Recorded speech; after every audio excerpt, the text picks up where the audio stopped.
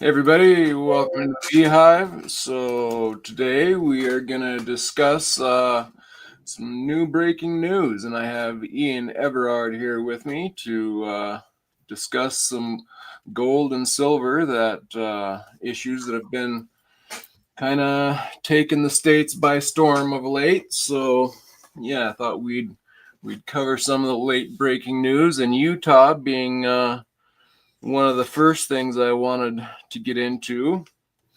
But yeah, how are you doing, Ian? Good, thank you. Long lived. Good. So let's get into Utah, and they have been, well, they passed some bills all the way up, I guess, up into the governor signing them, right? I don't think the governor, to my knowledge, the governor has not signed off on them yet. I think it's been a progression. They've already passed, and they hold gold and silver as part of their state reserves. So I think this is a progression. What is just the news has just come out. Okay. About making gold and silver legal tender, and particularly for paying contractors to the government who would wish to receive payment in gold. Okay, is that how that's going on? Yeah, I was a little bit confused because they already do have like 180 million on reserves of gold, they say, for the state. I think it's nearly half a ton, which Wow. is pretty spectacular for a state with a fairly small population. Okay. So I'm going to share my screen here, and I got a couple little short videos I want to go over, and one of this first one here, so I'm going to play a little bit of it and stop it. I'm not sure how the rights work on these things and whatnot, so I think if I might stop it every 30 seconds and talk a bit, but it's only like a minute and a half long, so I'm going to go ahead and... You won't believe what Utah's state treasurer just revealed about gold. Can you hear that, Ian? I can, loud and clear. Okay. Thank you. My name is Marlo Oaks. I'm the state treasurer here in Utah. In last session, we conducted a study and created a report, the precious metals study, and looked at one of the key components was this transactional platform. And so really that's kind of the basis of a transactional platform they're talking right here. And is this like this is the state secretary of is that right? I think that's the state treasurer. State treasurer, yeah, that's okay. Yeah.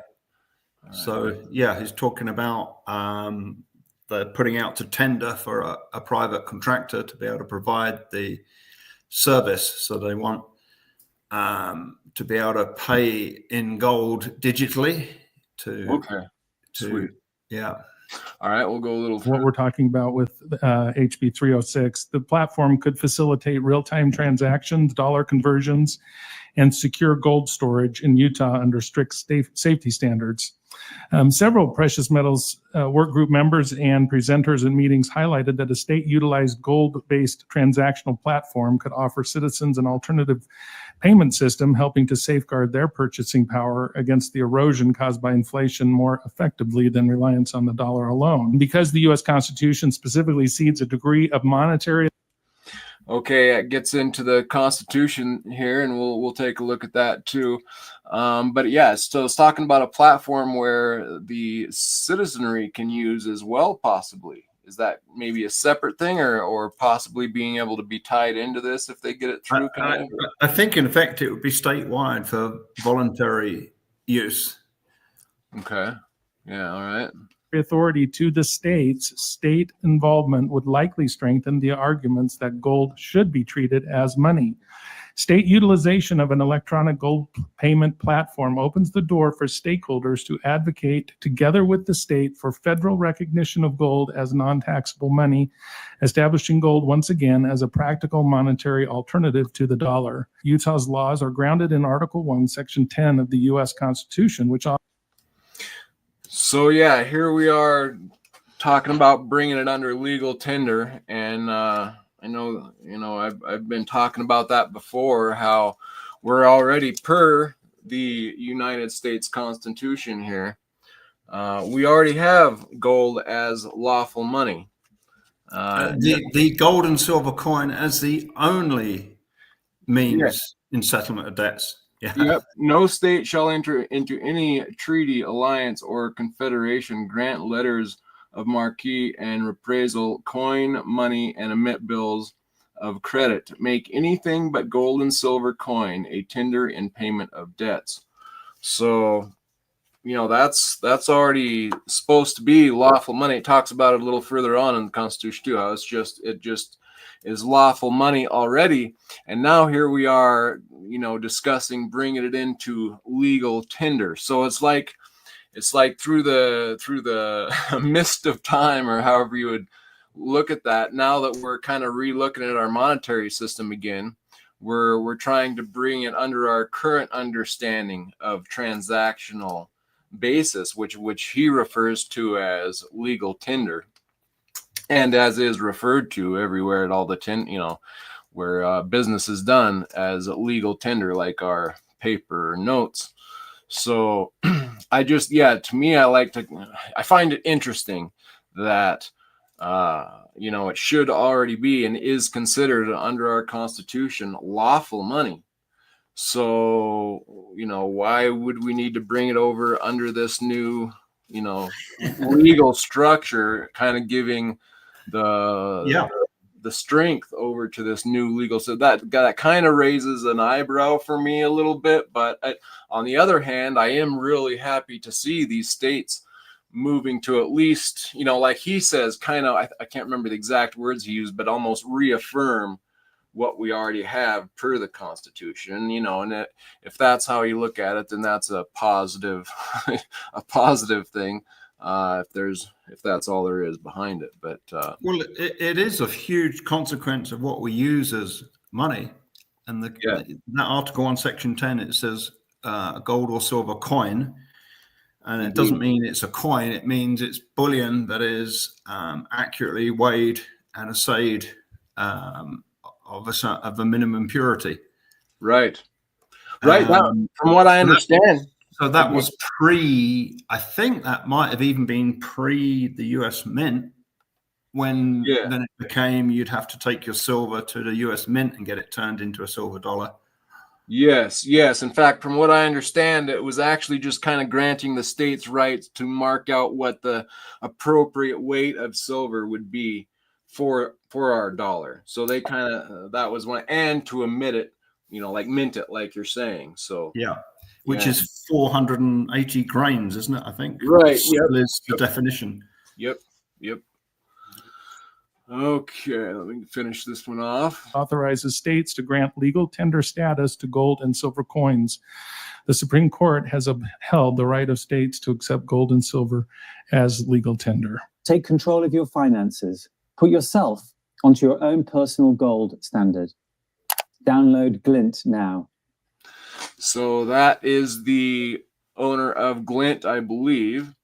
And that was a non-paid promotion, wasn't it, LLC? Indeed. So they have a platform, and I know from a few years ago, I think he was on like Mineco 64 or something. Yes. And from what he was saying at the time, a few years ago, that he had not yet made it into the States, but he was already up and operational. I'm not sure where all, but in many other countries, already established and being used on a daily, day-to-day basis. Do you know anything more about that? Not a lot. I did have the pleasure of meeting him at New Orleans last year, the New Orleans Investment Conference. Okay. He's a very sound guy and a fellow Brit, so that was cool. Nice.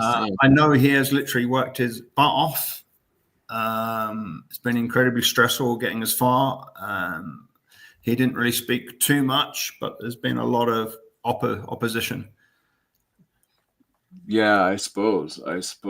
And thinking, watching that state treasurer speak, I wonder what the potential kickback from the Federal Reserve could be. Because if you think Utah has already made substantial gains on their reserves, that they hold. I think did you say 180 million? Yep. ounces? 180 million dollar amount. US in dollars. Yeah. Yep. I mean, that's a substantial stack. So I mean, if they bought that a year ago, they're nearly 40% up. And I think if other states look at that, what have their reserves done? If they put them in certificates of destruction, they might have got what, 4%, 5%? Yeah.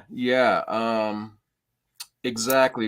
In fact, I want to talk a little bit about Kentucky in a little bit, because they basically put these bills through. I was talking to JP Cortez. We'll take a look at the video here, and he was talking about the governor there vetoing something that he shouldn't have had really authority to veto, but that he did. And so now, if he wouldn't have, how much money would they have made over that time span? And a similar thing happened in Idaho last year. Governor Little vetoed an almost unanimous vote to allow the state to store some of their reserves in precious metals, not even specify they had to, or a minimum amount or a maximum amount, just that they would even be allowed to. Yeah. And right at the last minute, Governor Little vetoed it. So hopefully one day soon I'll catch up with Governor Little and talk to him about fiduciary responsibility. Right. All right, so here I got a chance to talk with JP Cortez with the Sound Money Defense League, and he is doing a lot of good work, I think, through the states and helping to take away taxes on the sales of gold and silver, and also to try and put through bills to make it legal tender so that it can be accepted for payments as it should be, payments of debt. So yeah, we're gonna talk. He brings up Utah right here, so we're gonna watch this here for a couple minutes. I'll say that in 2024, this past year that just ended, there was more than 65 pieces of legislation introduced across more than 27 states. So what we're saying is more than about 60% of the country is actively considering changing legislation that allows investors to buy gold and silver without being taxed, sales tax or capital gains tax. States that are introducing legislation to establish gold reserves, to bolster state funds and pension funds, for example, with physical gold held within the state. So there's so much electricity behind this movement, and that was 2024. And so the end result of that was 7 states passing legislation. Okay. That legislation that, like I mentioned, sales tax, capital gains tax, reaffirming legal tender status. And then in Utah, interestingly, it was the bill that allowed the state to invest $180 million in physical gold to be held on the state's balance sheet. This is becoming more and more of a trend, right? You hear a lot about BRICS talk and a lot about de-dollarization. And the implication there is that, wow, countries that have an adversarial relationship with the United States are moving away from the dollar. But if you look closer, you'll see that it's not just countries with adversarial relationships to the United States. In some cases, it's allies. It's countries that are allies whose central banks are stockpiling gold. And in other instances, it's states. The states of the United States themselves, more and more of them, almost a dozen already this year, have introduced legislation to establish gold reserves, to establish, in some case, digital currency reserves, Bitcoin reserves, things like that. So I think the big theme here is that, whether you're an enemy or an ally or even a part of the United States itself, there is a lot of interest in moving away from dollar-denominated assets and investing in something that know's purchasing power will last and has lasted for thousands of years. So yeah, that was that little segment where he talks about Utah, $180 million worth on the state's balance sheet. So that's substantial. They're taking out, they're putting money into gold as a state in Utah, $180 million worth, and also looking at making it payable for debts just from on a transactional basis back. I mean, although it already should be, recognizing it officially. again. So yeah, I mean, it's just amazing to see this stuff rolling through. I mean, back when I started my channel, I obviously thought, maybe one day we might be sitting here having this conversation, but that's from just a layman's mindset, and it's kind of surprising to see just within a few years here we are talking about it. So it is beginning this as definitely a critical mass, where I think if enough people approached their representatives and senators in their state, they would not have an argument to not do the same in their state. And whatever argument they had, you could easily logically defeat. You could say, well, look, Utah, they've made their state reserves have gone up 20% in gold. They could say, well, if Idaho had bought gold a year ago when it was voted almost unanimously that they should be allowed to, they would be 30 or 40% up. And was that a case where the governor stopped that as well? The governor vetoed it. Yeah. Okay. Yeah. So obviously governors have this strange power that they can individually override the will of the representatives and the proposed legislation. It seems very archaic. It seems very ancient European feudal, doesn't it? The lord of the manor can decide what is the law. Yeah, well, that's what in fact, our next segment here with JP, he discusses that a little bit, where this actually not supposed to be, he's not supposed to have that authority. I mean, he's supposed to go ahead with what the people want, from my understanding. But he pointed out as well that, yeah, he actually doesn't have the power to do that. So but yeah, and that we'll get into that here in a little bit. Before we get there, though, I wanted to look at some more on this Utah. I looked up. I wanted to read a little bit on this article here from Just the News, I guess it's called. Can you see that? Yep. Okay. So I'm going to do a bit of reading here. Forget all the ads. Utah passes bill that allows state to pay its vendors in gold and silver.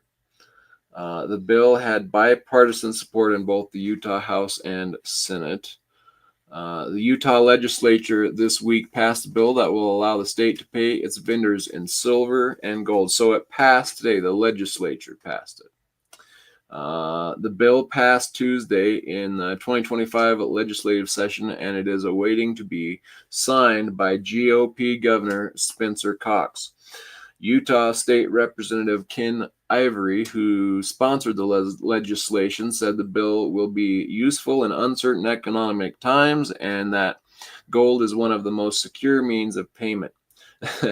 In uncertain economic times, no doubt, Utah is providing vendors and service providers with the option to receive payment in gold and silver, said Ivory, according to a news release. This law gives Utahns an alternative to choose how they preserve the purchasing power of their earnings and savings. That's the key point there, isn't it? Yeah. It's creating a hybrid system. Because yes. Obviously most transactions are still done in dollars or the fiat currency of your country. Yep. And it's fine. It works fine for that, but it's just rubbish at storing purchasing power. Indeed. So I think we could well approach a hybrid system where there isn't a world reserve currency, just a world currency, and then people pick their own reserves. People and banks and governments and states, choose to have their store of value. That's an interesting take. Just kind of how it already is, except even make it more obvious and open it up a little bit and carry on. Yeah, that's an interesting purview. Because if you think about it, we can't go from our expansionary fiat system that has to keep expanding or collapse. There is no means of trimming it back or stopping expanding. If we stop expanding, it will collapse. Right. Okay, so which will just continue to hyperinflate the value away. I guess if some people flee the system, I wonder if that would have a stability factor on the currency a little bit. That's an interesting thought. No, I think it will do the opposite because it will put Right. more. Just It will increase velocity, which will show up as a symptom of the currency debasement, because the full currency debasement has not worked its way out yet. It works its way out when you get an increase in velocity. So the traditional, the majority of bankers and financiers and advisors have the theory that you only get inflation with velocity, i.e., that the currency turns over more and more and more faster and faster. But that's just part of the picture. Obviously, with the increase in the amount of currency units and velocity, if more people decide to store in anything but the currency, that means there's more currency to move around in the system. Yeah. So right. it could be very self-fulfilling if a few more states start doing this, and people trust what their state is doing more than what the central bank and what the traditional financial system says. Or just figure out gold and silver itself. Exactly. Basically, you're dumping the dollar, aren't you? You're shorting the dollar when you buy gold. Yeah. Basically, you're going long gold, short the dollar. Yep. It's not going to take that great a percentage of people to do it. And I think I listened to an article when I saw this earlier today before I called you about it. And one of the Utah, I don't know if it was a senator or an official, but she said, we don't really want to talk about this too much as people will be scared dollar losing its value and they'll run to gold. And then she was concerned, well, gold will crash and then the people will be annoyed that they went to gold and the value of gold collapsed. And it's like, oh my gosh, these government people just need some basic education, don't they? And I know we all came to our individual realization of the whole thing is phony. Yeah. So, and once you know something, it's easy to forget that you didn't know it at one time, or you weren't acting on it, you weren't aware of it. Right. But that was, wow, I would love to have a conversation. I'd love to talk to that person and explain what is going on. Yeah, no doubt, right? Because it's pretty obvious once you see it. Okay, so I'll finish this off here. The bill also gives the task to the state treasurer to create an electronic payment system that is backed by precious metals. Boy, that's been going round and round in the precious metals world. So finally it's hitting the legislature and passed, I guess, huh? Yeah, I think they're looking for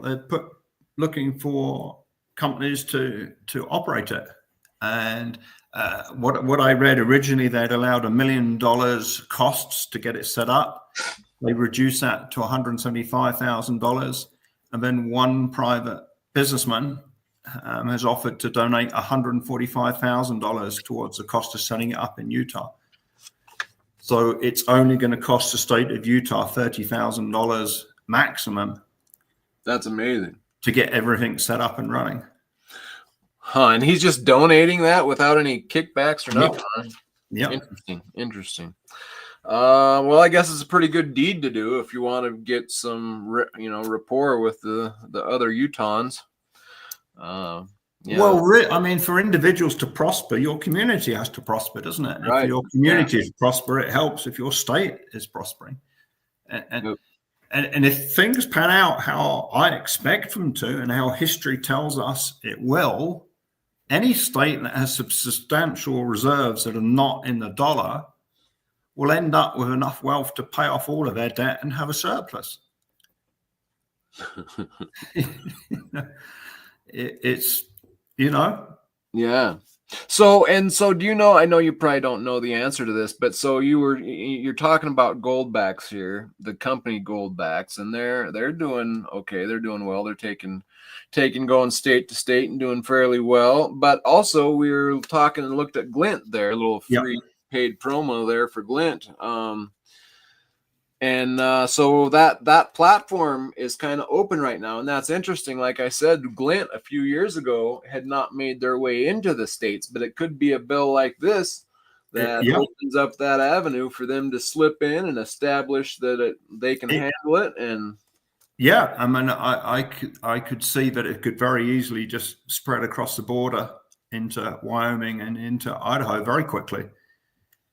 Not so sure about Colorado. I don't know. I mean, yeah, we seem to be going backwards right you're going now. backwards.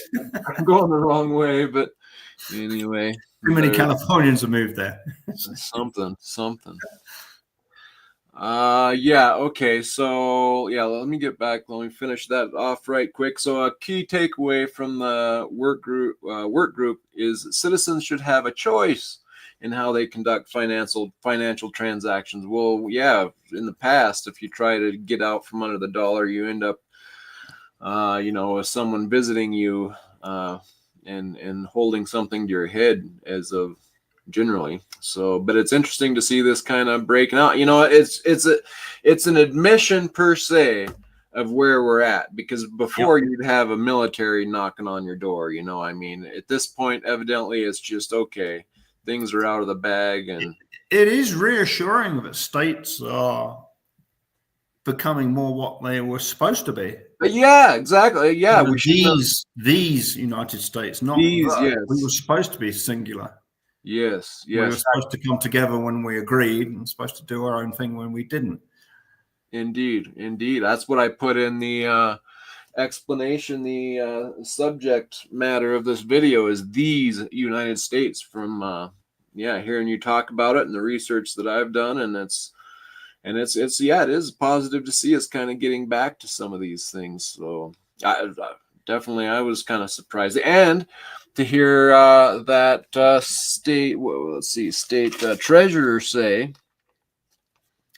he referred to Section 1, Article 10, or 10, Article 1, whatever it is. Article 1, Section 10. Yeah, Article 1, Section 10 of the Constitution. So, I mean, we've been pointing that out a few times here on the channel, and here he is bringing it up there. So it's interesting. I can't see that if it ever got challenged and it worked through to the Supreme Court, I don't think the Supreme Court would even think about rewriting the Constitution. And I don't want to get political here, but the Supreme Court is not supposed to interpret. They're supposed to clarify. Right. Yep. Yeah. Instead of it becoming a living document that can be. Yeah. And maybe it would be good if it was challenged in a state somewhere and it worked it through the courts, because at least it would get a lot more publicity if it went to the Supreme Court and the Supreme Court said, no, the Constitution is correct. There is no amendment. If you want to amend it, was it 2/3 vote in the Senate to make an amendment? I think it's 2/3. Okay. Yeah. I don't know. Interesting point he made as well. Because if you make it a lawful payment system in the state, that would mean that precious metals themselves would become non-taxable. So that would remove the hideous collectibles tax, the 28% capital gains. It would remove that. So that would be a very powerful incentive for Utahns to privately hold precious metals. And in fact, I think on the 6th of this month, Idaho passed a legislation declaring all precious metals tax exempt as far as state taxes are concerned. Nice. Yeah, I know from the sounds of it, when I was talking to JP, there's several states that have done that and are trying to do that. And I need to, next time maybe I talk to them, I need to get my list together so I know which states are where on what, and I'll look like I know what I'm talking about. But it definitely is. There's a lot of talk about it. It's more than in just one or two states. It's this is coming up all around, all throughout the states. Maybe I should get some Article 1, Section 10 T-shirts made. No doubt. So it says HB 306 gives states vendors the option to be paid in precious metals while ensuring the physical assets backing the system are stored in Utah and subject to regular audits. And that is it for that particular one. Oh, I was going to show, so I'll read through I got another page here that shows the bills that are going through and to be signed by the governor in Utah. I thought that was kind of interesting. I'll read that right quick, and then we'll move on to JP Cortez video on Kentucky here. Okay. Utah, first in the nation to pass these 5 bills: flags, fluoride, gold, and more. So if Cox signs bills, Utah could be the first state to enact sweeping flag restrictions, ban adding fluoride. I'm all for the fluoride being banned. Allow gold payments, because I'm always saying, what's up with the people not waking up? Well, that little ban adding fluoride might be a big step in helping that out. But anyway, allow gold payments by the state. There you go. Roll back universal voting by mail. Oh, there's some ID talk. I've been waiting for that to come around. And overhaul general education, which is another one that I would be pro. So yeah, HB 77. So I'll just give an overview of these 5 bills that are headed to be signed or not signed. HB 77, which prohibits many flags, including LGBTQ plus or pride flags, from being displayed not just in school classrooms, but also all government buildings. The bill would only allow flags included in a prospective list, which includes the U.S. flag, the state flag, military flags, Olympic flags, college or university flags, and others. HB 81, which prohibits adding fluoride to public water systems. Ding, ding, ding. I'd sign that one. HB 306, which allows the state to pay vendors in gold and silver after a previous law allowed the treasurer to invest up to 10% of the state's rainy day funds in precious metals. Okay, so there it kind of correlates what we were talking about before about the state holding gold on their books, on their balance sheet. So it says gold and silver after a previous law allowed the treasurer to invest up to 10%, so 10% of the state's rainy day funds in the precious metals. Okay, interesting. And then HB 300, which enacts voter ID requirements and makes Utah the first state with universal voting by mail to roll back that system starting in 2029. And SB 334, which could lay the groundwork to overhaul college general education. Talks more about education. So yeah, those are some bills headed that way. And if it, so then HB 306 is this bill that will allow for vendors. That's allowing the citizens then as well to access it and pay with it, right? People who do work goods or services for the state. Okay, so it's not necessarily. But I can't see that it wouldn't rapidly roll out. Right, kind of roll out through the rest of the system, right? I would have thought so. Yeah. Because obviously those people who are receiving digital gold, they're going to want to spend some of that possibly, or all of it. Yeah, okay. Bolts the Clown, welcome in. Good to see you. Chad Wolfensbergers and Dervingendorf, welcome in. Okay, so I'm going to jump over now to this JP Cortez and Kentucky. Let's see what time, 1640.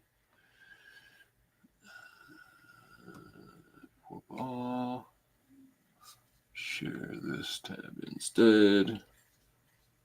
Really interesting constitutional legal battle that's brewing in the state of Kentucky right now. This past year, after a multi-year effort, Sound Money Defense League, Money Metals Exchange, we passed legislation in Kentucky that says that purchases of precious metals are exempt from the state sales tax. Okay. This is a great win in Kentucky. It became the 46th state in the country to end this tax. 46 state to end Yep. in that tax. Nice. 4 to go. Unfortunately, the governor vetoed the bill and said, if you have money to invest in gold, you have money to pay taxes. And the governor then directed his Department of Revenue to collect the tax, regardless of what the legislature said and voted on, and told the Department of Revenue, you will continue collecting this tax, and if bullion dealers do not comply, they will be met with the penalty of legal action. So they've created this structure. The issue is the governor doesn't have the power to veto the bill that he vetoed. In the state constitution of Kentucky, it says that the governor can only apply vetoes to certain bills. The bill that the gold and silver sales tax exemption was included in was not one of those bills. The governor overstepped his power. The attorney general wrote an opinion saying the governor cannot do this. This is an illegitimate, unconstitutional veto. But still, the governor said, no. Governor Beshear said, I don't care what the legislature wants. I don't care what people of the state want. I know what's best. So the Department of Revenue will continue collecting this tax. Wow. So now, I'm happy to say, just last week, 2 pieces of legislation were introduced in Kentucky. The first was to a reintroduction of the sales tax bill. If the governor didn't like it this time, the state just decided, okay, we'll pass it again. We'll ram it down your throat. If you didn't like it the first time, we'll pass it again.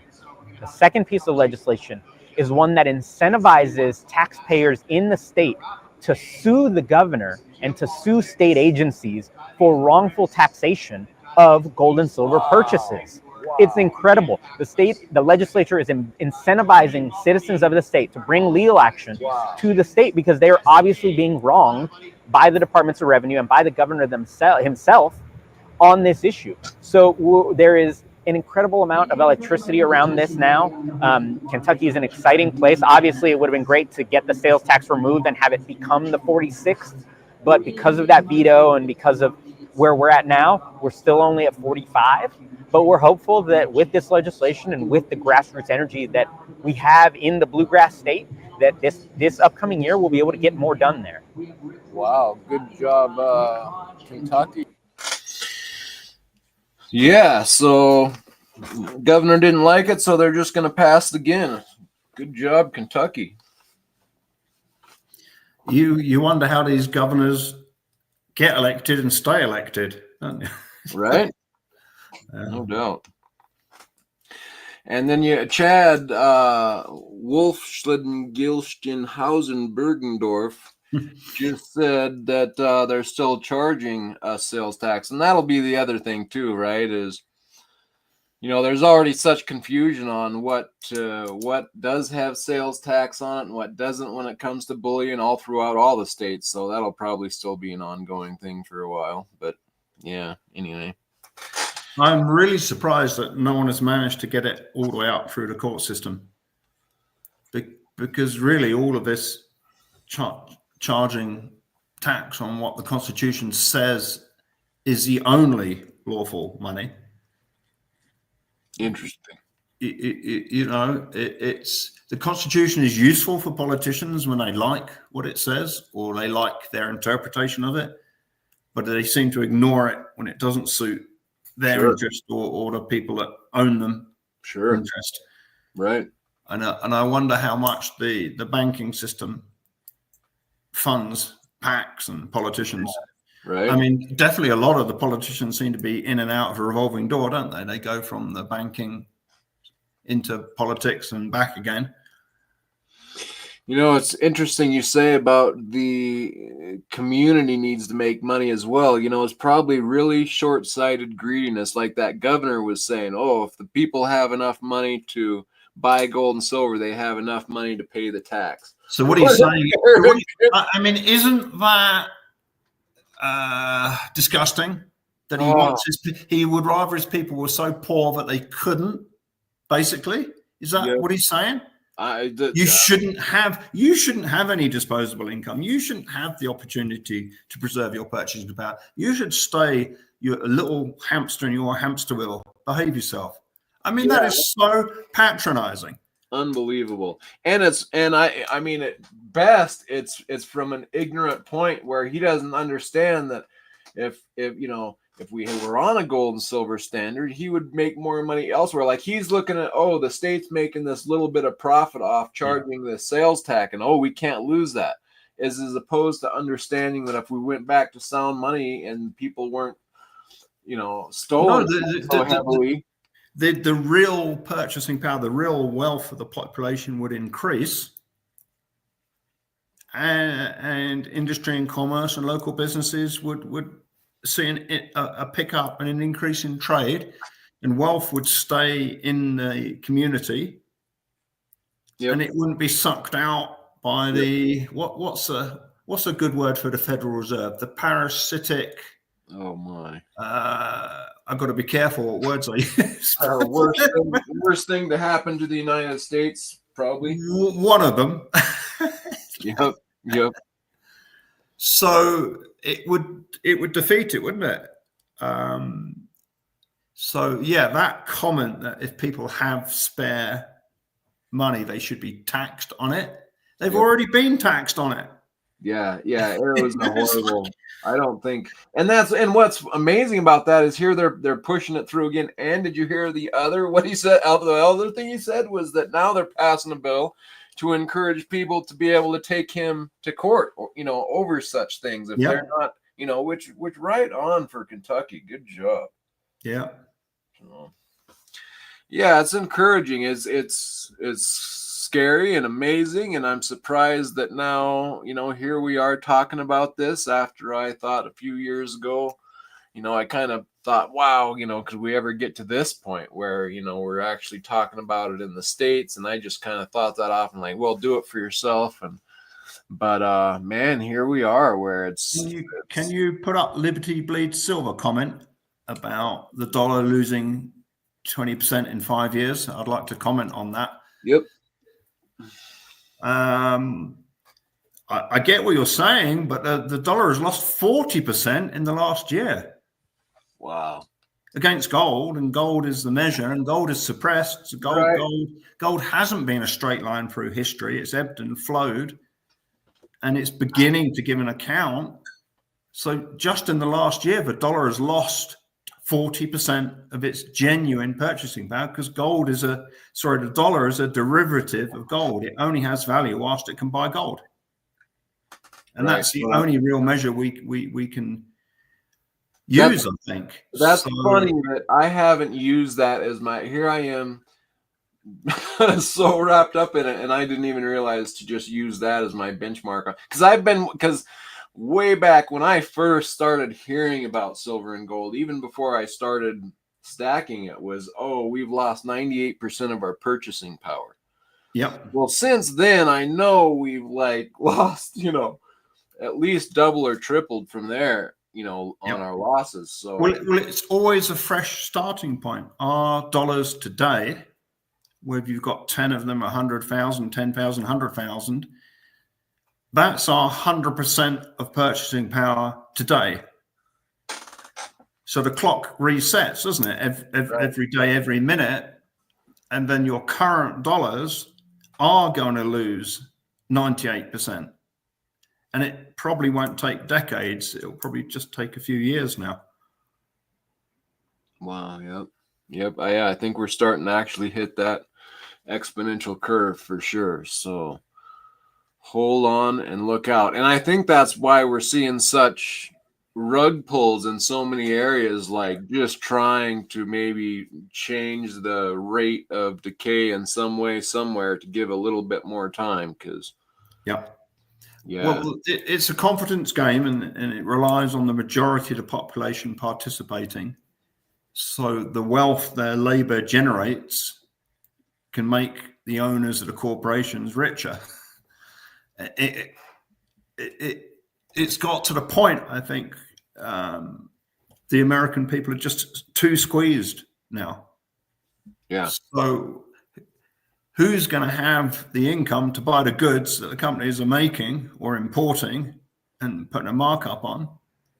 So what's the point of having a billionaire class? Say there's 20 people that own everything. Well, now money becomes meaningless, doesn't it? If they own everything, they control everybody. So it doesn't become about money and currency, and it doesn't become about that anymore. Now it becomes Right. about control. Yes, and credit and just the means of control. Yeah, and that's that's kind of where I think we're at. I mean, that's something that has my radar up for sure. Like that's what I see in lots of ways. And just amongst those bills we read about the gold and silver passing, there was also that ID. Now I know that, oh, that's just on voter, and oh, that's good, blah, blah.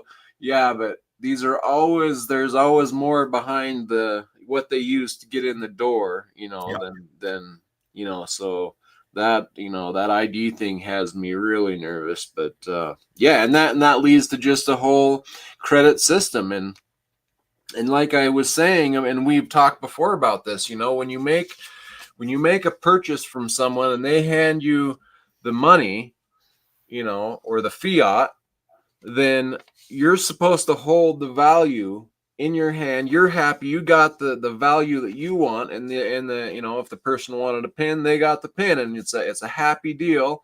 Both people are happy. And the point is that when you leave that transaction, if you have money that holds its value, then you stay happy. But when it's rapidly decreasing, then you're not going to be happy the next day. So but yeah, if you're holding on to real value when the transaction is complete, there's no going back on that. And where I find that I'm struggling with the payment systems today is they can go back and a purchase that I've made weeks ago, they'll come back and tell me 2 weeks later, oh, we decided we're not going to honor that purchase. And it's like, how do you have the right to not honor? What do you mean? I paid for it. It's done. It's over, and that where you're not actually having a real value there, that gives them the right. Like you say, if they already own everything, they're not worried about the fake paper promises that we hold. There's no value there to them. It's just what we're imagining it to be there. So yeah, that's an interesting point, and I see us there right now. So I don't know. Yeah, Liberty Bleed Silver is making some good comments there. Yeah. Sure. It's the antidote, isn't it? If we can, if Utah can do it, Idaho can do it, Wyoming can do it, other states are doing it. It is going to spill over, and it is going to get people thinking, because obviously I can't guarantee, but I think gold could likely go up another 30% this year. Yeah. Oh, yeah. So if you've got 1 year it goes up 40%, and next year it goes up 30% on top of that gain, and it keeps on going up. Any state that has reserves still in dollars and certificates of destruction is not obeying their fiduciary responsibility, because the fiduciary can't say, oh, well, nobody taught me, I didn't notice, or I'm just ignoring that the dollar keeps falling, but I'm going to carry on recommended we store our future purchasing power in dollars. That's not, I would have thought that is criminal negligence. You might think. I can imagine you. I mean, I would love to catch up. I told a local financial advisor here last year he should be advising his clients to get some precious metals. As far as I'm aware, he didn't. Now, I guess they could say, well, it's going to crash back down. Look at the volatility. But I just don't think we're going to see it crashes back down going forward. Yeah, and like you're saying, it could go up another 30%. See, I think the I don't know what you'd say, the cat's out of the bag or what, but now that the gold is at okay, so it's been at all-time highs in all the other currencies for a while, but now it's finally topped out on the dollar. And so it's like it's at the top of the hill waving a flag that, gold, I'm up here, I'm on top and only going higher. And isn't that now that, like, to me, it's going to be even harder now just to keep people thinking that the value is there as they watch that rise. 3,000 and what? Well, I think we're about 3,040 spot for that. Right. So, and wouldn't it be interesting to just to do that physical showing of, oh, here's a $20 bill and a $20 gold piece. And, you know, now just in 20s, just start stacking them on top of each other till today. I mean, look at the, you know, how big would that pile be before we're definitely in that. Does Hobson's choice, does that translate into American, or is it an American saying? I think it's an American saying, isn't it? Hobson's choice. I don't know it, so I don't know. I think Hobson, he was a guy who had a stable. It might be British, I don't know. Anyway, he had a stable where if you were on a long journey, you would swap your horse out for another horse. And you'd get to his stable, and it was always Hobson's choice. You get the horse that you get given. You don't get to pick. Right, I see. Yeah, sure. And it's, what's the point I'm trying to make? I think the people at the top of the Federal Reserve and the Bank of International Settlement and all of the main world central banks, they know we're at that tipping point that if they do one more huge quantitative easing, the system collapses. Yeah. But if I think they understand what Mises said, that in an inflationary system, if you don't carry on, if you stop inflating it, it collapses. Because there has to be a reckoning of all of the perceived virtual wealth that isn't real. Yes. And when people realize they haven't got anything to spend in the future that they've saved up, they stop spending in the present. And I think that's what we're even seeing now. And I think part of that is the threat of people losing their jobs for various reasons. It's not just the people who lose their job stop spending. It's their colleagues that don't lose their job, or similar positions that haven't quite lost their job yet, or their hours are getting cut. So I think we're at that point where the people might decide we're not inflating the system anymore because they stop spending. Interesting. Oh, thank you, Space Miner. He's looked up. Oh, yeah, nice. Yeah, so Hobson's choice is you get what you're given. And it's like, I think people who decide to get out of the fiat system and buy real things are saying, no, I have got a choice. Yeah. I'm not going to take the crappy horse that Thomas Hobson wants to give me and give him my good horse just because my horse is tired. Yeah. Yeah. And Chad points out the the fear of what helped to start my channel was that we're going to get to a point where it's going to be the average person won't be able to get in. I was talking to one of my wholesalers yesterday.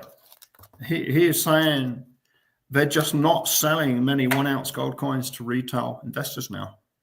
Boom. It is dropped off. So, premiums have started to drop back on some coins. They did surge a bit and they dropped back. It is hard, isn't it, to put $3,040 plus a premium into, I mean, what is that, inch and a half diameter? Yeah. I mean, it's beautiful, but right. And then 10 of them, 10 maples, $30,000. That little tiny little pot. It's like goodness. Three of those and a bit of change, $100,000. It's like, what? It isn't. Yeah. But that's when silver starts to really start to shine in demand. Yeah. I think when people realize that they want gold, they need gold, but they haven't got 3,000 at a time. Yeah, and at this point, the only thing I see having leverage on gold is maybe silver. Yeah. Yeah. So, yeah, and that's just it, is when you get to that point where, gold gets out of range, and then, what if a country comes in and says, oh, we're at war and we got stockpile issues and we're down in a deficit, and so we're just going to freeze silver from the market for a while, and then boom, people are just literally kind of locked out almost from it. I mean, America, I think I'm correct in saying we get 40% of the silver we import from Mexico, and I think it's in the teens from Canada. If we upset them anymore and they wake up, they might think, well, hang on, why are we selling money for currency? We'll just keep our money. Yep. Or we'll see. I mean, yes. I mean, I don't, And I've often thought, and Keith Neumeyer has done the example, hasn't he? He's withheld. I think when silver was below 17, he said, "That's it. I'm not selling any till it's over $17." Yep. And he held back a substantial amount, and he was taking a risk because if it had gone the other way, his shareholders would have been not very happy. But he did do very well. He held back silver and sold it for a lot more. Yep. No, I like. But the whole system is designed to crush even that. You know, a lot of miners shorting their production to guarantee an amount in the future, and then that negates them from any upside move. Yeah. Yeah, and Space Miner makes a point here, and I've been watching people going back and forth about the gold backs, and yeah, Space Miner for the people now. For the people who got into them right away, I mean, their arguments already been proven right, but that the whole mindset behind that is about to change. I think if we start making some of the jumps, like I'm thinking, yeah, those little fractionals will be quite desired. Yeah, I mean, I like the gold backs. I think they brought a lot of awareness. I haven't heard anybody that's given me a good argument that's made me reevaluate. I think silver is fractional gold. Yeah. I think they're always paired. I see it as a very thick bungee rope. They're always connected. And the more you stretch that out, the more eventually it'll pull back, that ratio. Well, I kind of, and I know this is just my own personal crazy thought here, but I kind of do think that it may close on the ratio more than it has in the past, or at least close to those early levels. Even if it gets back to some sort of historical mean, it's a dramatic move from here. It's a 30-40% move. Yeah. Which will happen whilst gold is going up as well. Right. So fractional anything is going to be of value at that point. Yeah. Cool. All right. Well, yeah, that was just wanted to come out and share our knowledge of the new news with everybody. And this is interesting to go over some of these things. And the fact that we're here discussing them now is interesting as well. So, but I guess I kind of saw it coming, I guess you could say. So, but yeah. I didn't know that it would be to this public level that it is hitting amongst the states, like passing legislation. That's kind of to be honest, that's further than I thought it would be. I thought we'd hit that exponential point, and it would just be, what's Mike Maloney say? Unaffordium and unobtainium. Unobtainium, yeah. So without the states getting involved, but I'm kind of impressed. I'm a little worried about coming over under that legal tender umbrella as opposed to the lawful money that we already have. But other than that, I mean, it's impressive to see the states stockpiling gold, putting it on their balance sheet. Stuff like that is really impressive to me. So that's good, promising things. So, all right. Well, what else did you have for us? I think that's about it. I've got some great offers. If anybody wants some very low premium, high premium silver. Let's hear it. We've got some Eagles at $2.99. So that's below wholesale. Woo! Wow, really? Silver ASEs? American Silver Eagles at $2.99. So that's below the charge. That's below the price that the mint charges to the primary wholesalers. We've got some Maples at $1.99 and some Austrian Philharmonics at $1.25. What is your take on the and I think those are definitely go take him up on those. Those are amazing deals. What is your take on the maple? Do you think these tariffs are going to cause maples to possibly be a chance to get into the maple before they become? I've got the third largest importer, or maybe the second largest importer of silver maples, has not got any 2025s. Oh. They've not imported any. They just didn't want to risk them being in customs and saying, now you've got to pay 25%. Wow. In times like this, where the retail industry is incredibly slow, possibly even shrinking, the margins the wholesalers make can be as low as 15 cents on a coin. Wow. And they got to ship it as well. Right. You try shipping 1 ounce of silver for 15 cents. It costs me insurance, shipping costs, and if you put roughly what you pay on packing materials, it costs me 20 to 22 cents to ship 1 ounce. Yeah. And it would be more for 1 ounce, but if I was doing Right, 40, right. 50, 60, 70 ounces. So the wholesalers are making pennies at the moment per ounce. Wow. So are they going to risk 25% on a $35? What's 25% of 35? That's $7, $8. Are they going to risk a $9 tax per ounce when they only make 3 cents or 10 cents profit? No, they're just not going to go there. So yes, it has affected the Canadian. Wow. Already. Interesting. Yeah. Interesting. Well, then that's going to be on the old Libertad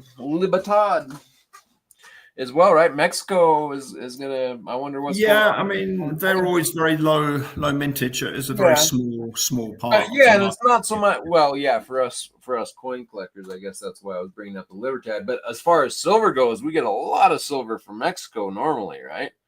Oh, 40% of the silver. 40%. Okay, there you go. Yeah. I guess it wouldn't affect the military contractors because they just continually screw us taxpayers over. That's why. And I am going to get political here, actually. Do you know what? So what? Why has not Doge gone into the Pentagon and said, give us access to your computer systems? They've done it to every other government department. Why the heck haven't they gone into the Pentagon and say, show us your books? Yeah. You know why? Probably for obvious. Do you know why? Because they're told you do that, you die. That's what I was going to say. Exactly. Yeah. So they don't do it. Then no one's ever going to find out where the trillions have gone.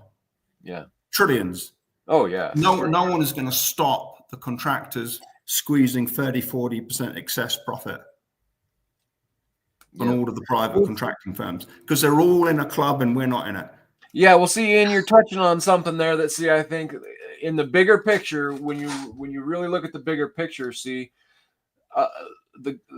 cat is out of the bag, and that's why the dollar, I think, is like you say, maybe we'll all just become individual investors on our own, and everybody does their own thing on the side, and the fiat currencies stay the same, or for each. But the worldwide dollar has lost its gumption as it once had, for sure. I think that's what we're witnessing here, personally. But I mean, that's just, to me, I see that because, otherwise, otherwise we wouldn't be here. We wouldn't be witnessing these things everywhere, and it seems to be rapidly getting worse. So, no, if we survive as a coherent, functioning society, we've only got 8 months to get to 250 years of the War of Independence, haven't we? Yeah. It's 250 years, isn't it, next year? Yep. It would be kind of ironic if we don't quite make it, wouldn't it? Yeah. But I guess 249 years is a pretty long. Yeah. Yep. Long go. What do they say? Like 100 years is usually. Well, for the world reserve currency. Yeah. 100. It's the average is around 100, I think. 150 or something like that. Yeah. Well, it's not 100 years. Some have lasted 90, some 110, and okay. But I just don't see any contenders because it's to be replaced. It's still got to be a fiat system. So what's the point? What's the point of replacing fiat crap with fiat crap? Yeah. Well, if it's the way I'm seeing it, like you just said a little bit ago, Ian, if they already own everything, there's no need for anything but a type of why I'm calling it a credit system. You could a control system. it becomes a permission society. Yes, you're allowed to do this or that, and you're And then and like we've already pointed out on other shows, if you have the countries that have their gold for trade as a basis, then the citizenry is just a whole different subject for them, and they'll just be controlled under this new thing. And yeah, I mean, hopefully somebody will cheer me up and give me some hope, but my heart aches for all the people who aren't prepared, won't prepare. Not so much for the ones that won't prepare, but definitely the ones that can't. They're living paycheck to paycheck. They're really stressed out. Yep. You know, what are they going to do to prepare?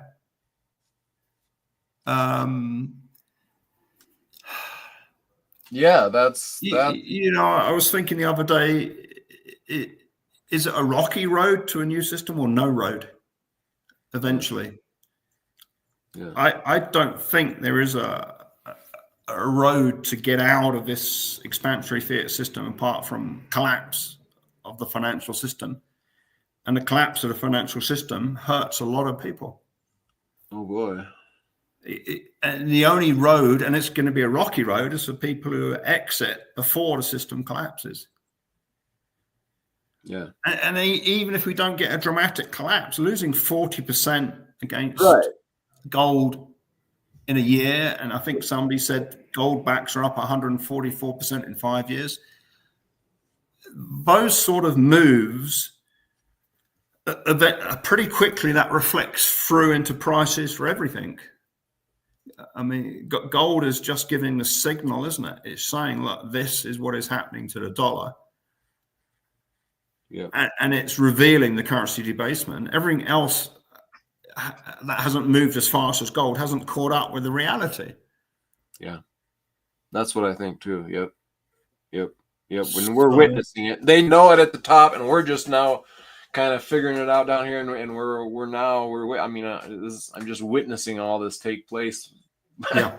You know, and that's crazy. And, but all of this pretense of cutting waste and trimming back, for every 50,000 government employees you sack, that's 1 day's deficit spending. Yeah. We're burning $8 billion a day.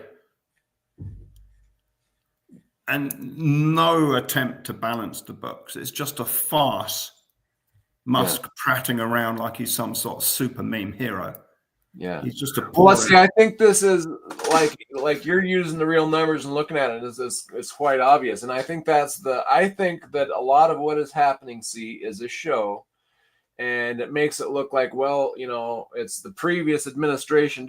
We got handed this, and we're doing the best we can, but it wasn't enough. You know, at least we tried. You know, we knew it was an issue. We tried, but it wasn't enough. And I think that's kind of what we're witnessing, and that's why I think they're, you know, pulling these rugs. Like I said earlier, they're just these, you know. So, but like you say, it's obvious. You know, it's not enough. There's no way it can be enough. There's nothing you can do. You can keep inflating, like you said, you can keep inflating, which is, it has to, or you crash.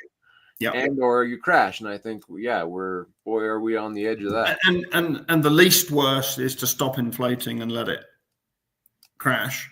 Yeah. But that is still catastrophic for most people. Yep. Now, whether they can delay it, whether they delay the inevitable by going fully digital and having a two-tier system where they can tie up and destroy a load of dollars that aren't allowed to transfer to the new system, I think that is a high probability still, because that will enable the bulk of people to carry on working and to be carried on being exploited. Because I don't think the parasites at the top are that stupid. Maybe they are that blinded by their greed, by their avarice. Maybe they are actually blinded completely. I don't know. But how many more billions does a billionaire need? You know, and why did our government pass legislation to let them pay even less tax? And most of them are hardly paying any tax anyway. Why? Yeah.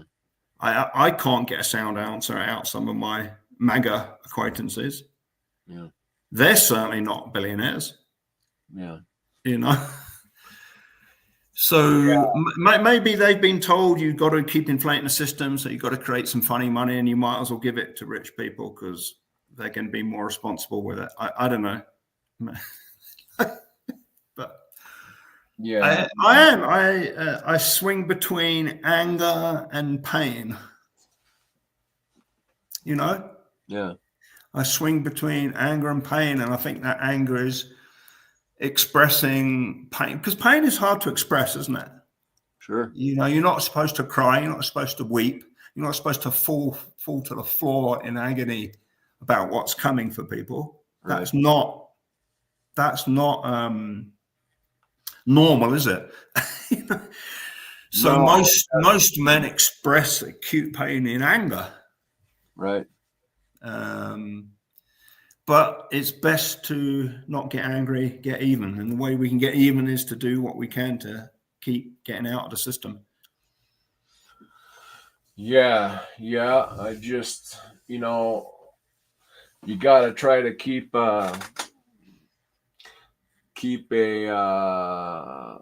mental stability as to, you know, survive this, because, you know, and it's interesting. I said a long time ago, you know, if inflation keeps up and persists, people are just not going to know where all the, see, if you don't understand what inflation is and where it's coming from, your day-to-day life becomes harder and harder each day. Yeah. And you think, I mean, eventually when it becomes so hard, you're going to be like, oh, okay, it's got to be my wife. Like I've cut out, you know, or my this or my that. Those around you start lashing out at, because you don't know where all this pain's coming from. Yeah. And so, you know, it's going to, and then of course, that's not where it's coming from. But now you're fighting with that person, and that makes it that much worse. Yeah. So, yeah, my goodness. Yeah. I mean, that's the biggest cause of divorce, isn't it? Financial pressure. That's what somebody was saying that the other night to me. I was like, yeah, I think you could replace that word with inflation, because so whatever the percentage was, 80% of divorces are because of inflation. Yeah. Yeah. Or deliberate currency debasement. Yeah. I mean, there's the bad choices in there that can happen here and there, obviously, but yeah. Just for your average guy not know what's going on, and what they had a stable system to begin with, and over time, if they don't know it, that system is no longer enough. But if you didn't understand why, you wouldn't understand why, and it would be you'd be looking to lash out at whatever's nearest. So yeah. All right, Ian. Well, those are some great deals. It's just, you know, that's it. You know, man, it's not from lack of people wanting you to get in, and for those that, you know, don't understand silver, and why would someone want to sell you silver? Why are we here trying to get you to get it so much? Obviously, we want to get rid of it ourselves, or, you know. No, it's simply because, you know, we actually care about you, and we don't want you to suffer what's obviously coming. And if you don't understand inflation, you don't understand why the groceries are so expensive, and your electricity is so expensive, and all this stuff is, you know, it's not because of the corporation raising the prices. It's not. It's because of the thing that we use to purchase stuff. This piece of paper that used to be, well, I'm gonna get too sidetracked, but yeah, it used to be actually a certificate it was a receipt for your gold and silver, and so there used to be true value in our money. And so if you don't understand that, you know, you need to go back to the base of our money system and see what's happened to it. And it used to be $1 gold piece was a little gold piece for $1, and now that $1 little gold piece, which is still stamped $1, costs what? You know, I don't know what's a $1 gold piece go for. Well, it's roughly 1/20th of an ounce. A tenth of an ounce is $150 if it was spot. So now you would need when they first started, when this was a gold certificate, a $1 gold certificate, you could have a $1 gold piece. So it's got 3/4 of a cent left. Right. That's So now you need a original. whole stack Yeah. of these ones Yeah. to equal that same value that is carried all throughout the time. So it's a deception that you got to figure it out, and that's why people want you in silver. We all stack silver for ourselves, and we have all that we can afford. I can't afford to buy all of it, or I would. But there's the stuff that I can't afford. We want those with ears to get into it, so that they can, because you have to, as a society, like you were saying, Ian, be the whole society needs to prosper for you to be able to prosper. Exactly. I mean, how can someone be rich if everybody around them is in a bad In state? poverty, yeah, Yeah, you might be numerically rich, but morally and spiritually, you're in huge poverty. Yep. Awesome. All right. Well, that's all I had for the night. You want to add anything to it, or we? I think we need some sort of cheerful statement to stay on the way. It's like, maybe, I don't know. Maybe I should get a Canadian and a Mexican passport. Yeah. Like, oh my. Yeah, it's one thing I don't know about in Wyoming. Can you buy incandescent bulbs in Wyoming? I have to buy only. It is illegal. I asked store owners about this, and they said it is now illegal for them to buy or sell. So in the UK, I had a dear friend who's passed now. He used to run. He ran a lot of the prison farms in the UK. So in the UK, the prisons have an extensive farming network. So they grow pretty well. All of the food that the prisoners eat is actually grown by the prisoners. Anyway, he was a real expert on horticulture, agriculture, animal husbandry. The new type of lighting causes a substantial drop in animal fertility. So farmers have an exemption. Yes. And they can buy the old incandescent light bulbs without a huge surcharge. Because when they stop using the traditional incandescent light bulbs, i.e. you put electric current through the wire and it heats up and glows, the animal reproductively dropped off a cliff. So maybe that's part of the Bill Gates Foundation. Maybe he's sponsoring that. We can only have light bulbs that sterilize us. And it wouldn't surprise me, and it wouldn't surprise me if that's why I don't like it. I just have never liked the look of a LED lit room. It's like, give me my old incandescent bulb, please. It's crazy that it's like illegal now. Because I was going from store to store, and finally I asked them, like, what is up here? It's actually illegal for us to buy or sell. Oh wow! Holy cow! I'll smuggle you some. That's it, man. That's it. I need some. Smuggle me some bulbs, and all. Well, yeah. Oh my goodness. Anyway, all right, Ian. Well, thank you so much for coming. You're welcome. Helping us out and walk through that with us, and it's exciting. I mean, it's exciting. Yeah. On a good note, that is very encouraging, isn't it? I've got Idaho, my home state, is really moving towards sound money in a big way. Utah is, Wyoming is. There's a group forming, isn't there, for sure? Yeah. And that's going to enable those states, I'm sure, to interact between themselves as well. Yep. I don't know how much kickback they'll get from the banksters, from the Federal Reserve. Maybe they won't, because if they do, it just brings awareness. Well, see, we're kind of at that point. Like, how much kickback is that governor of Kentucky going to get when people are like, what would our balance be now if you wouldn't have rejected this bill in the first place? Yeah. So. I am going to communicate with Governor Little of Idaho. Yeah. Let him know how much he's cost the state by vetoing the state holding any reserves in precious metals. Yep, and I don't think they, and I don't know about the governors. I mean, maybe they do know. I don't know. I'm not sure about that, and how much they're getting behind closed doors to keep it away. But he's hurting his citizenry, whether and he may not understand that. I mean, the level of hurt that he's applying there without whether he has knowledge. That's the question, I guess, maybe. But if he has knowledge or not, but. I guess to get elected, you don't have to be the best candidate. You have to be the best candidate at getting elected. Yeah.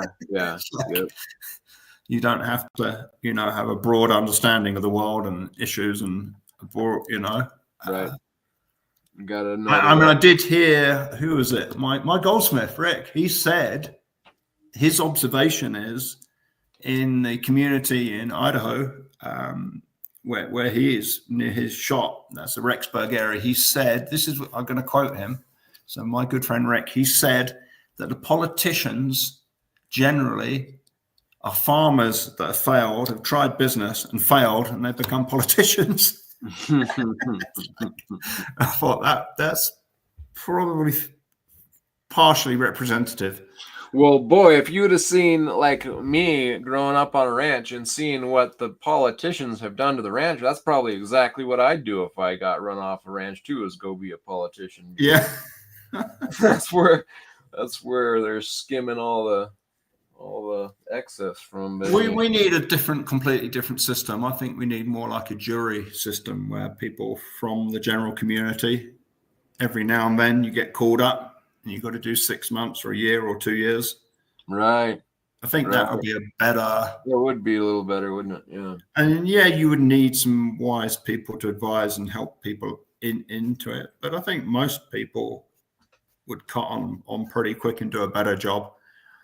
Yeah. Because you've got to have skin. If you haven't got skin in the game, are you going to be making the best decisions for the people who have? I don't think so. Yeah, that's why I was very disturbed with the inauguration of all of those multi-billionaires. What's that about? Are you saying they're better people because they've managed to accumulate billions and therefore they've got the wisdom and the morals to help the country do better? Maybe, but you look at their lives, don't speak of it, do they? Not since it's been made off a corrupt system. See, if it was our system, there may be some truth behind what you're saying. Yeah, good point. But not when it's this crony system that we have right now. It proves the opposite. And then you get people like Bill Gates and anyway, I'm not a fan of Bill Gates, but yeah. So on a happy note, let's all go have some popcorn. I agree with Space Miner. Yeah, goodness. Okay, cool, Ian. Well, we'll try this again. We'll get back with you here next week. I just thought we might as well try to get some of this info out and not wait on it. Yeah, it is really encouraging. Maybe I should actually write a physical letter and send it to the Utah governor, thanking them for what they're doing and the example they're setting. That would be pretty cool, wouldn't it? Wouldn't take 10 minutes, would it? Just to drop them a real letter. They probably don't get many of those. Yeah, and I suppose that's it. Support the good people, like this J.P. Cortez. He was saying, that him going out there and, working with the states and getting them to take the tax away and make it legal tender. And, he's saying that him and his cohort of group that's helping and the few people that go along with him and help and just the citizens, when he can get just a few to come in and just a little bit of manpower can go a long ways. And like he was saying, one of the what are they called? One of the the people in this office there. Anyway, slipping my mind. Anyway, he was talking with one of them, and they got to talking about bullion, and the lady stopped him after a while of talking about how sound money works and everything, and she's like, "What does this have to do with soup?" So led the Yeah. talking to a legislator and going on and on. Finally, she stopped him and said, "That's all good about sound money, but what's this have to do with soup?" She didn't know. So yeah, it's so removed. So Yeah. just some good people and some people from the community that just go support one day or give a call and just let these people know that we're not talking about soup. We're talking about gold and silver as money and how it will bring your society back and your community back and yeah. So yep, get out there and support people like JP Cortez. Go over and get yourself some metal from Ian and preserve your own purchasing power. Become your own bank. Be your own bank, as they say, and sleep well at night, I guess. So Yeah. all right, thanks, Ian. We'll You're talk welcome. to you again next time. Everybody out there in chat, thanks for hanging out and giving us some feedback and some ideas yourself. Really appreciate you guys, and we will catch you all on the next one.